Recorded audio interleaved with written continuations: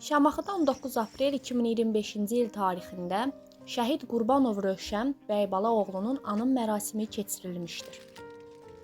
Şəffaflıq xəbər verir ki, Şamaxı rayon 1-ci Çaylı kəndində aprel ayının 19-da şəhid Qurbanov Rövşən Bəybalaoğlunun anım mərasimi keçirilib.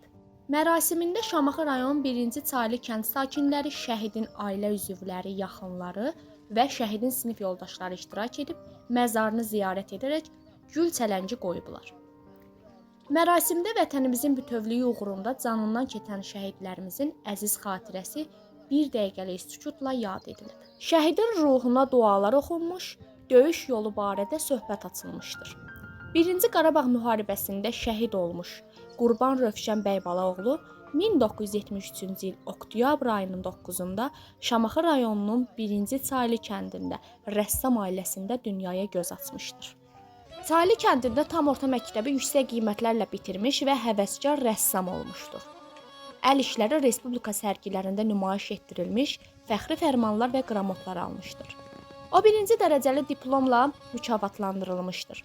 Gələcək arzusu atası Bəybala müəllim kimi ali təhsilli rəssam olmaq idi. Rövşən Qurbanov 1992-ci ildə ordu sıralarına getmiş, 1-ci Qarabağ savaşında bir sıra döyüşlərdə iştirak etmişdir. 1994-cü ildə aprelin 19-da Ağdərə istiqamətində gedən döyüşlərin birində qəhrəmancasına şəhid olmuşdur. Cəmi 20 il, 6 ay, 10 gün ömür sürmüş bu qeyrətli qardaşımızın əl işləri hazırda Şamaxı şəhər Tarixi Diyarşünaslıq Muzeyində saxlanılır.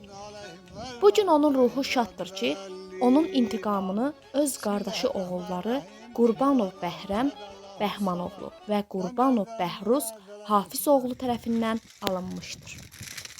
Mərasimdə çıxış edən natiqlər 44 günlük vətən müharibəsində şanlı zəfər qazanan Azərbaycan ordusunun şəhidlərin qanını yerdə qoymadığını, Ali Baş Komandan cənab İlham Əliyevin rəhbərliyi ilə torpaqlarımızın işğaldan azad edildiyini və qazanılan böyük qələbənin tarixi əhəmiyyətini qeyd ediblər.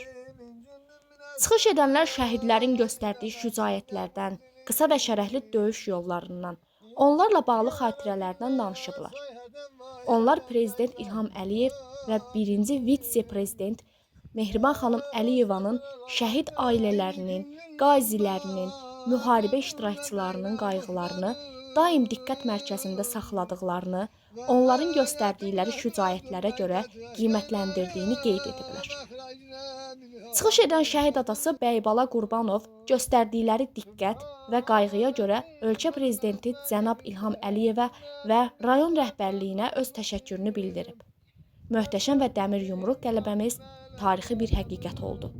Allah bütün şəhidlərimizə rəhmət eləsin.